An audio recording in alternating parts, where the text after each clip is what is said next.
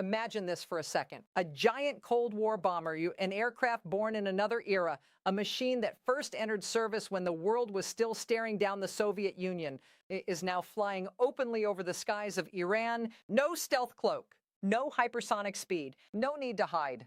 Just overwhelming payload, crushing precision, and the unmistakable confidence of a superpower that now controls the skies. That aircraft is the B-52 Stratofortress.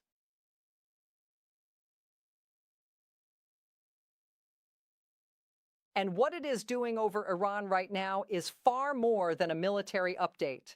This is a signal, a declaration, a turning point, a moment that tells the world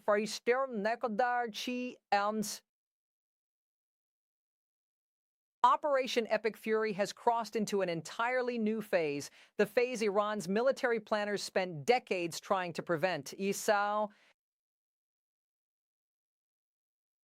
We are talking about a bomber that entered service in Franksteinstu and Shathamiu and Main Wangstu Yangchu and 61 now, a Cold War giant. And now it is flying in deep over Iranian mainland airspace, not skimming the coast, not launching from safe standoff distance, but penetrating directly over cities like Isfahan, dropping 2,000-pound bunker-busting JDAMs, and triggering chain reactions of explosions powerful enough to shake entire districts. The footage coming out is extraordinary. Massive fireballs. Secondary detonations, shockwaves rolling through the night sky, entire underground stockpiles erupting in sequence. And the most shocking part? Iran has almost no answer. This is the story of how the United States moved from air superiority to total air supremacy over Iran.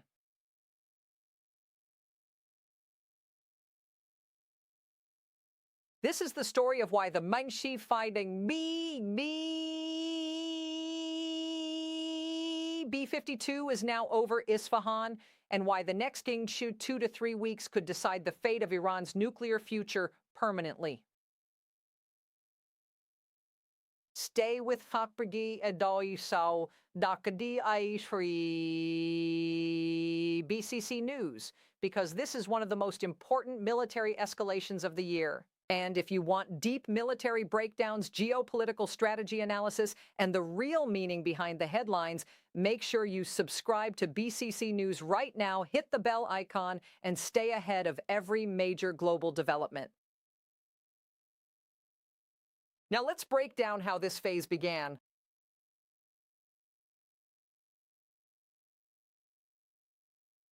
March 31st, Ain Salfringdari and Dachin Foring during a Department of Defense briefing, Chairman of the Joint Chiefs General Dan Caney made the statement that instantly sent shockwaves through global defense circles. The United States had begun overland B-52 missions inside Iran. That distinction changes everything. Not standoff launches and not edge-of-border cruise missile runs, and overland strike missions.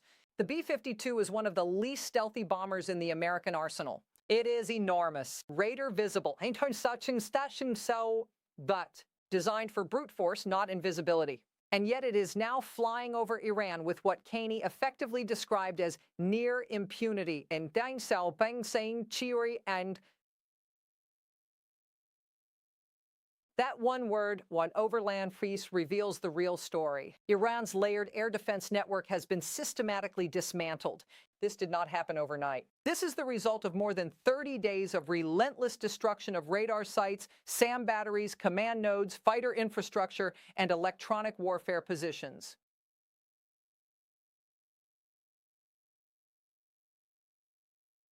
When Operation Epic Fury began on February 28, the opening wave targeted exactly those systems. Iran's Haitso wide Chui Fengshi Yer Bingchi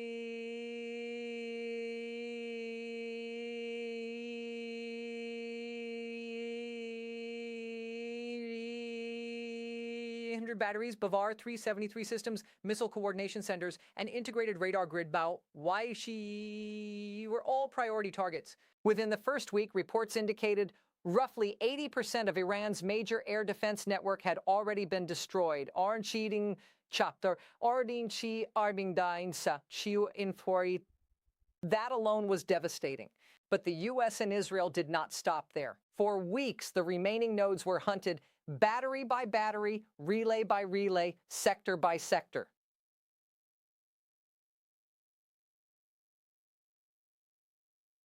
And now we are seeing the result. The B-52 no longer needs to launch from a safe corridor. The safe corridor is now the country itself. That is what air supremacy looks like. Now here is where it gets even more important. The B-52 flying these missions today is not the same bomber people imagine from Cold War documentaries. It has been modernized. Its radar systems have been upgraded for greater resilience against electronic warfare and radar disruption, one of the few tools Iran still hope to use. That matters because once stealth fighters and electronic attack aircraft shattered Iran's radar web, the B-52 became the perfect Mambiwansane's Penki and Chiu payload truck for bunker destruction. Choose the power she. And payload is where this aircraft becomes terrifying. The B-52 can carry up to 70,000 pounds of ordnance game. That means Michin Sar in Sankbase and non-precision JDAMs. Benchakorshi Ganstensti Dengi bunker busters, anti cruise missiles, deep penetration bombs, Chansing Sakchu Einchu Dutch mass strike payloads, anti-infrastructure packages. No aircraft in America's inventory delivers more sustained conventional destruction per sortie. Shutto. That is why Satas Freesingchi and say Isfahan Chu Yasing Spain has become ground zero for this new phase because beneath Isfahan lies one of the most strategically sensitive underground networks in Iran. This includes missile farms, missile production infrastructure, ammunition depots, hardened logistics tunnels. Is metallurgy facilities. Nuclear-adjacent underground storage sectors. And most importantly, some of Iran's remaining Adan 16 san 60 prim san 19% enriched uranium stockpile believed to be stored in tunnels buried more than 300 feet underground. And that is the unfinished business of this war. The reason the B-52 is now central. When these bombers arrived over Isfahan carrying Sami Bechand GBU-31 2,000-pound bunker-busting JDAMs, the resulting footage stunned military analysts worldwide. The explosions did not happen once. They kept happening. That is the giveaway. So, when secondary blasts keep rolling through the same impact zone, it often means underground ammunition or missile depots are cooking off beneath the city.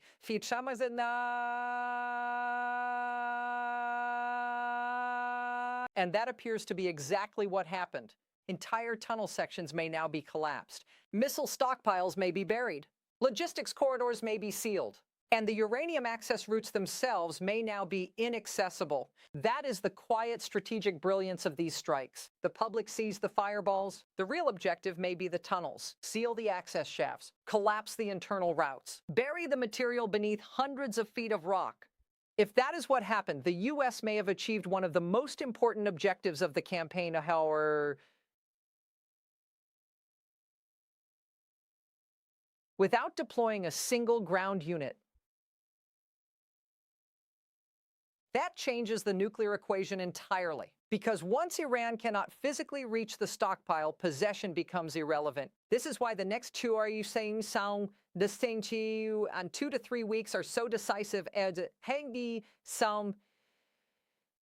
President Trump has publicly stated the U.S. may be able to finish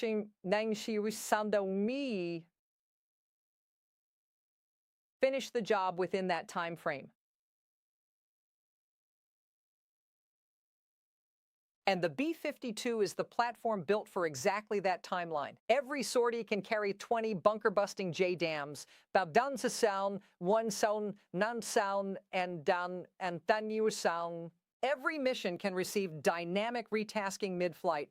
Every wave arrives faster than Iran can relocate surviving assets. This is not just bombardment. This is strategic compression.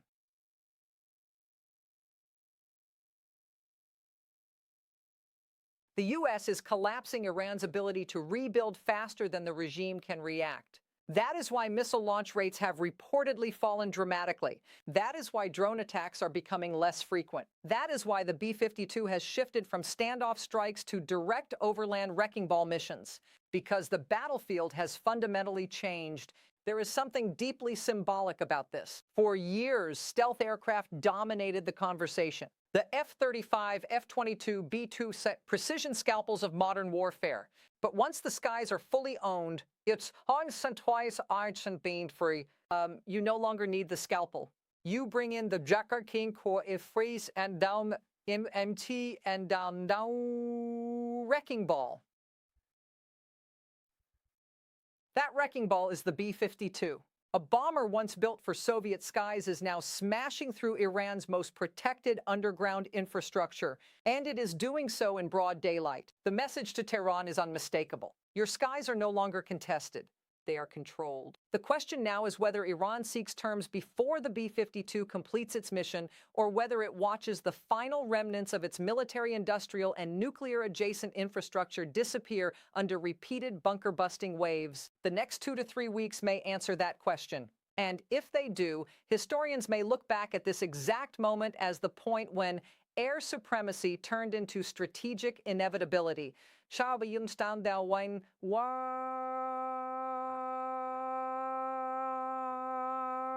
If you want